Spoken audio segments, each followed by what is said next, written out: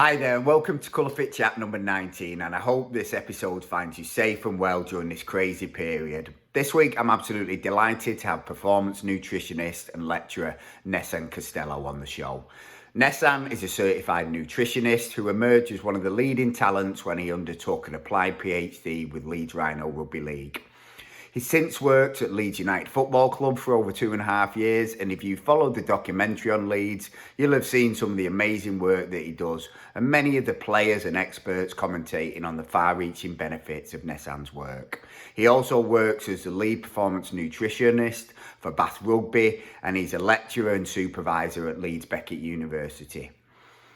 I knew of Nessan, but I first saw him personally at the Sennar conference last year, where he presented on assessing dietary intake. His presentations are on another level, as you're about to witness, and I implore you to watch the YouTube as well as to listen to the podcast, as he provides a wealth of peer-reviewed illustrations to support his statements and has raised the bar as far as I'm concerned with this type of engagement. In this episode, he talks about nutrition considerations for professional football, and despite working for over 20 years in football, I took absolutely loads from his statements. Nessan is also going to be part of a stellar lineup of speakers for a conference on April 30th aimed at raising money for COVID-19 and organised by a former guest, Charles Ashford. So jump on his social to get involved to what promises to be one of the seminal nutrition conferences this year. Really hope you enjoy the show. Hi guys, I'm Nessan Costello and I'm a performance nutritionist working within professional football. For me, the main nutritional considerations for football players includes the achievement of optimal dietary carbohydrate intakes within the constraints of a relatively low total energy expenditure.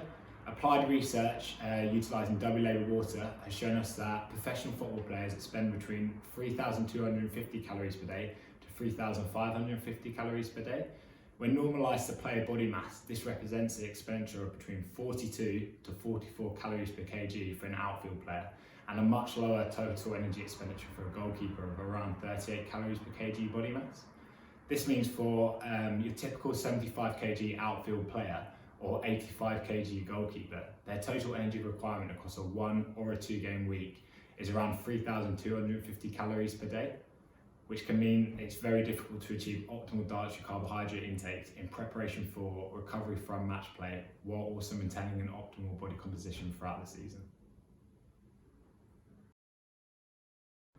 Periodisation of dietary carbohydrate is very relevant to professional football players, and in particular outfield players, as they aim to supercompensate muscle glycogen concentrations for match play, while also enhancing the weekly training response and achieving energy balance. Intakes of equal to or greater than 8 grams per kilogram body mass carbohydrate are recommended during the pre, during and post-match period, therefore necessitating much lower intakes throughout the week if you want to achieve energy balance. Dr. Liam Anderson has done some great work in the English Premier League detailing the training and match loads of professional players during a 1, 2 and 3 game week. As expected, total training load and time spent in higher speed zones increased with the addition of each game. However, players completed relatively modest training demands at around 3 to 5 kilometres per day, suggesting a reduced requirement for dietary carbohydrate throughout the week.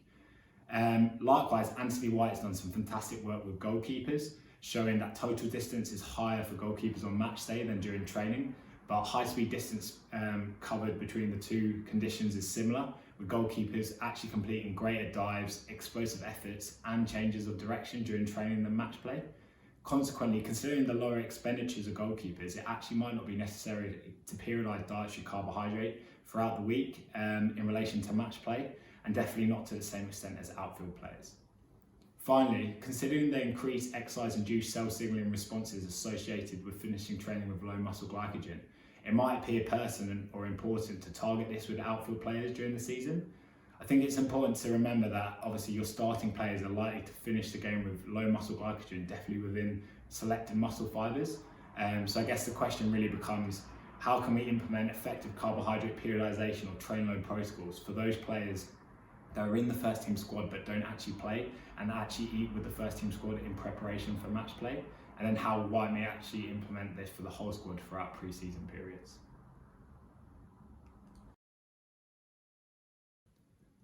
As previously discussed, carbohydrate recommendations for professional outfield football players currently advise optimal intakes of 8 gram per kilogram body mass on match day -1, match day and match day +1 to support optimal glycogen loading and synthesis for match play, with intakes of 3 and 5 and 5 and 7 gram per kilogram body mass recommended on low and moderate intensity days respectively.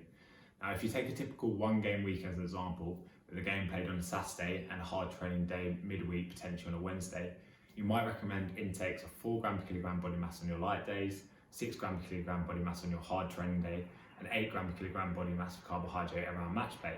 Now, assuming a calorific value of 4 calories for every gram of carbohydrate, this would equate to a daily intake of 1,800 calories on carbohydrate across the week for a typical 75 kg outfield player, allowing for 1.6 gram per kilogram body mass intake of protein and 29% of total energy intake from fat, which fits well within your recommended intakes and the published W-label water total energy requirements of 43 calories per kg of body mass for outfield players.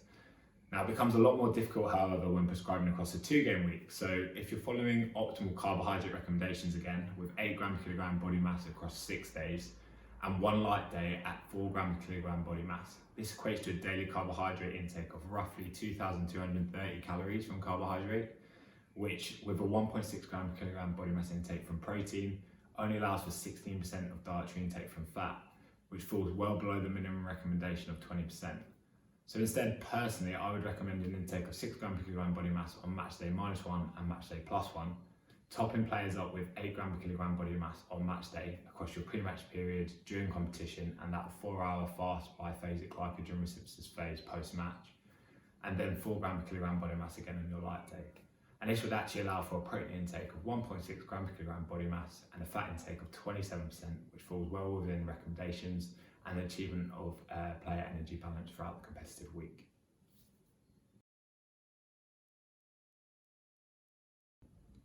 I think the first important consideration is that although dietary assessment is an imperative part of our practice and to understanding what athletes are actually eating, unfortunately it is an inherently flawed process to some degree, and this has important considerations for how we interpret the data. This being said, published research within professional football is very convincing. So a recent 2019 systematic review showed that professional football players were consuming 4.7 gram per kilogram body mass of carbohydrate per day. Now, when targeting even 6 gram per kilogram body mass around match play, this is clearly not going to be optimal. Further research from Dr. Liam Anderson's PhD has shown that professional players within the English Premier League consume 4 gram per kilogram body mass of carbohydrate on training days, such as match day -1 and match day +1, and then top this up to 6 gram per kilogram body mass on match days themselves. This is really interesting actually, because players were afforded 6 eating opportunities across days. And then a final consideration, which I think is important to highlight, is that it's not that players aren't eating enough food, they're just eating too much of the wrong things. So the research again from the systematic review suggests that professional male players are consuming 1.8 gram per kilogram body mass of protein and 33% of their dietary intake from fat. And when you consider this in comparison to Liam Anderson's research, he suggested that players were consuming 2.5 gram per kilogram body mass of protein or around that, and under 30%, around 28% of dietary intake from fat. And again, I'd just like to second this, that this is something that we see in our own practice and we assess with players as well. There's a couple of applied questions I'd love to see answered. For example, the total energy expenditure of professional senior players across a pre-season period, or the total energy expenditure of academy players across a pre-season or in-season period. Now, fortunately, Andrew Jenkinson and Marcus Hannon are doing a fantastic job of answering these questions as part of their PhD. And Marcus has also done a really good job of establishing normative RMR values for junior or young academy players. Although no such values exist for senior players, to my knowledge, which also impacts our understanding of physical activity levels when using W-label water, for example. Further investigation of changes in RMR across weekly microcycles would help us direct improved dietary intakes, alongside further research establishing the total energy and nutrition requirements of substitutes and first and second choice goalkeepers to back up what's already been published. Finally, further research on how we can translate this knowledge into practice is obviously required. So for example, the behaviour change wheel has been frequently mentioned, but is yet to be applied within professional football to my knowledge. Moreover, if employment of such a model was effective, further evaluation of the active ingredients or the behaviour change techniques would be warranted for more successful intervention design and implementation in future interventions. So a big thanks to Nessan there for his insights, and as I mentioned at the start, I think he's really raised the bar for this type of interaction. Footballers have high performance needs with regular matches and hard training, so sufficient carbs are going to be absolutely key.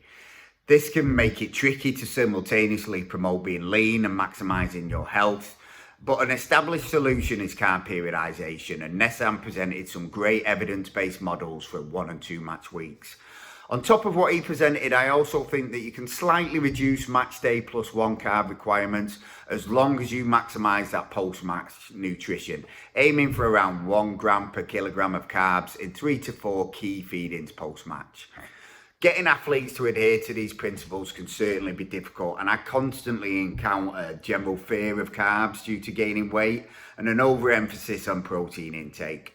Maximising health is also a difficult battleground, and I think that periodisation for nourishment has to go hand in hand with carb periodisation, so we can maximise health when performance is not paramount. And I tend to find that protein is fairly consistent throughout the week.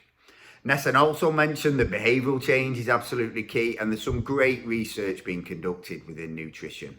But remember, it's an incredibly dynamic process to gaining buy-in across different individuals. And this is where gaining as much experience as possible is key. So get out there and help people optimise their nutrition. Big thanks for tuning in, and remember, please subscribe to and review the Colour Fit podcast on YouTube, and I'll hopefully see you next week.